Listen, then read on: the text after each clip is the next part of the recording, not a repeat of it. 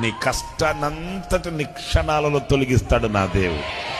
ఎంతో కాలంగా నువ్వు మోస్తున్న భారాన్ని క్షణాలలో ఈ 2025వ సంవత్సరంలో నా దేవుడు తొలగించి ప్రక్కన పెట్టి నిన్ను ఆయన సులువైన మార్గంలో సాక్షిగా నిన్ను తీసుకుని వెళతాడు.